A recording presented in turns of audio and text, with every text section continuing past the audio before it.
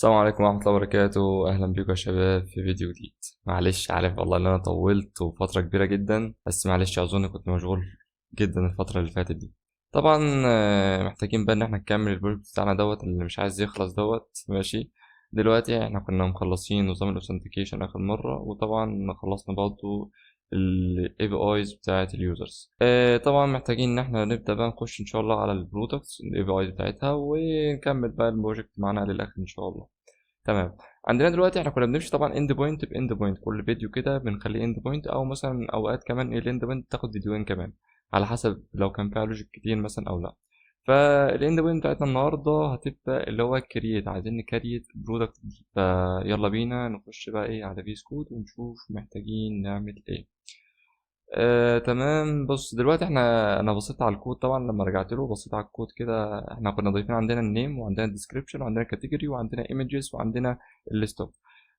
طبعا في فيلز مهم احنا طبعا ناسينه، ومش عارف انا نسيته ازاي اصلا، وهو البرايس. يعني ازاي برودكت من غير برايس يعني؟ فاحنا محتاجين هنا نكتب برايس ونقول له التايب بتاعه هيكون نمبر، طبعا نمبر كابيتال، وعندنا يبقى required true، وطبعا مفيش max length، وهيبقى الديفولت مثلا يعني ايه، يقول لك بلاش ديفولت كمان يعني خليه كده. لو احتاج اي فاليديشن ممكن نضيفه من بره. كلام جميل زي الفل. تعالى بقى محتاجين نخش على الكنترولر هنا كده. عشان محتاجين نضيف ايه، نقول له هنا برودكت دوت كنترولر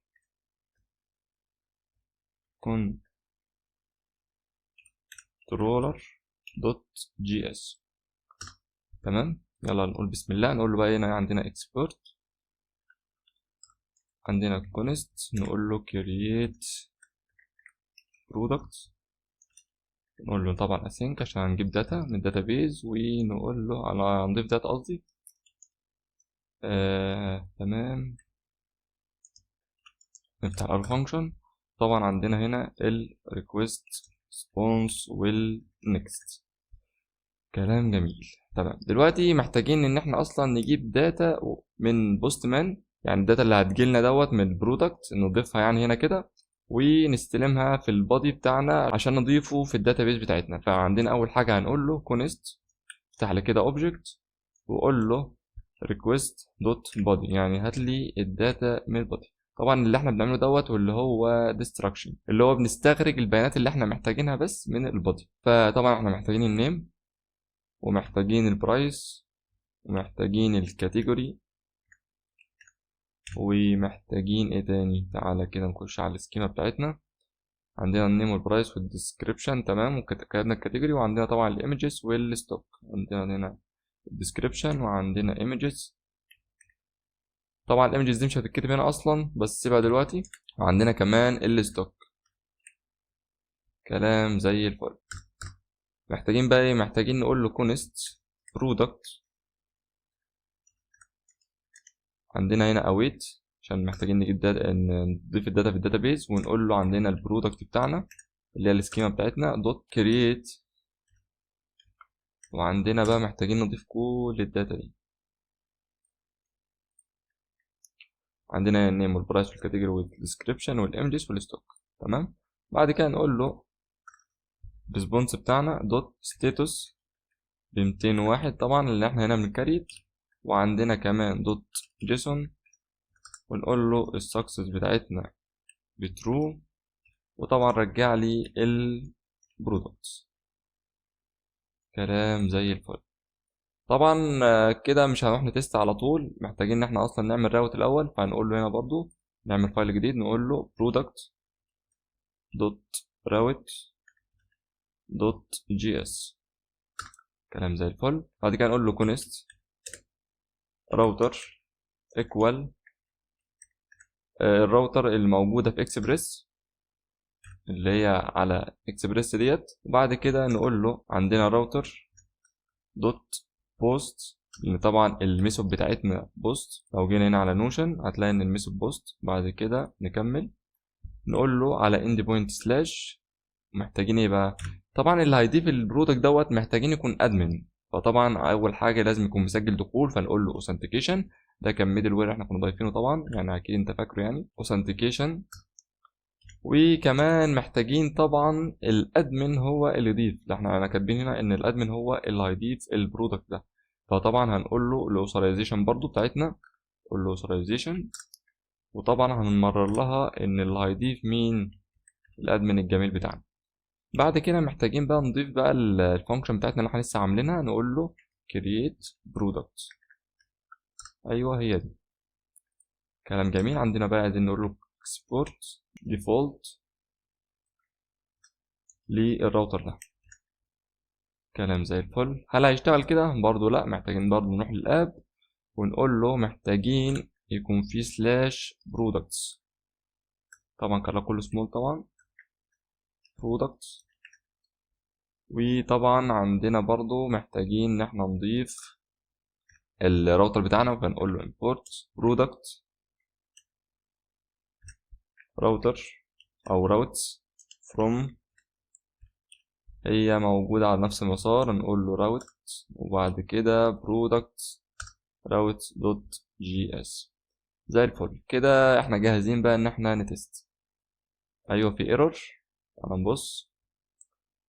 طبعا هنا cannot find module، وهنا محتاجين ان احنا نضيف .js في الاخر. طبعا احنا نسيناها في البرودكت كنترول هنا، نقول له .js سيب ونشوف. هنا برضو ناسيين برضو في مكان تاني، هنا نسينا برضو في الراوتر. تعالى برضو نخش، طبعا محتاجين نضيف .js على ده كله هنا كده .js، كلام زي الفل. تعالى نتست، ايوه كده شغال. تعالى بقى ايه، محتاجين ان احنا نعمل بقى فولدر برضو جديد على بوست مان، ونقول له تعالى كده نقول له products، يا مسهل الحال يا رب. النت في مصر يعني ما شاء الله بجد، الواحد مش عارف السرعة ديت وداها فين والله. ايوه قول له بقى هنا products، كلام جميل. بعد كده محتاجين بقى نعمل ايه، محتاجين نقول له add request، الصلاة على النبي كده، ونقول له create. طبعا هيبقى يعبر طبعا عن create product انه اصلا جوه البرودكت اصلا يعني. فنقول لنا طبعا http نقطتين فوق بعض / local host على بورد طبعا 5000، وعندنا البرودكت او البرودكت اللي احنا كنا لسه عاملينها في الراوت دلوقتي. وطبعا احنا قلنا هي كانت اصلا على /product. طبعا الداتا اللي هتتبعت هتكون كالاتي، عندنا النيم، وهو مثلا نقول يكون تيشيرت مثلا، وعندنا برضو البرايس نقول له هيكون 200 مثلا، مش عارف التيشيرت اللي ب200 ده ماشي. وعندنا كمان الستوك ونقول مثلا 5، وعندنا كمان الكاتيجوري، وطبعا ده هيكون من تصنيف برضو طبعا ظبط بس الاول كده، جميل. ده هيكون من تصنيف برضو التيشيرت مثلا. وطبعا عندنا الديسكريبشن ماشي. تعالى بقى تعالى نجيبها من جوه عشان بس ما نتلخبطش في الحروف. ايوه تعالى كده ونضيفها هنا كده، كلام زي الفل. ونقول له مثلا يعني اي حاجه مش هتفرق، احنا محتاجين بس نتست ان الدنيا شغاله، مثلا نكررها كذا مره كده. وتعالى نعمل سند ونشوف. طبعا هنا هو جاب لي اورك كان نوت بوست البرودكت، مفيش حاجه اسمها سلاش برودكت. حاجه نتاكد، نخش على الاب نشوف المشكله فين. برودكتس، تعالى كده ممكن احنا كنا كاتبينها غلط اصلا. طبعا هي نفس الحاجه، ما عملتش اي حاجه خالص. فالمشكله المشكله طبعا ان احنا عاملين اصلا ان دوت يوزر راوتس، وطبعا المفروض ده يكون برودكت راوتس اللي احنا كنا لسه عاملينها فوق دي. تمام تعالى نسيب ونشوف.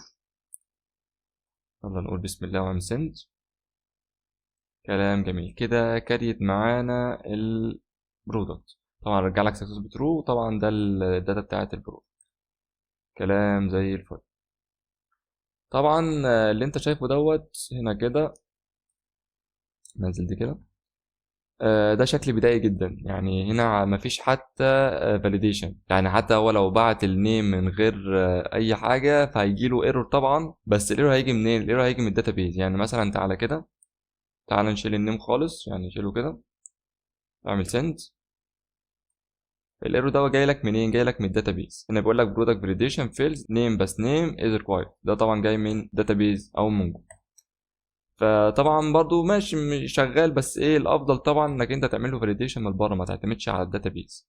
المفروض يتعمل له فاليديشن هنا كده. وطبعا احنا في الفيديوهات اللي فاتت او الفيديوهات القديمه بقى كنا بنعمل فاليديشن يعني حرفيا بايدينا، اللي هو اف والس والكلام ده كله.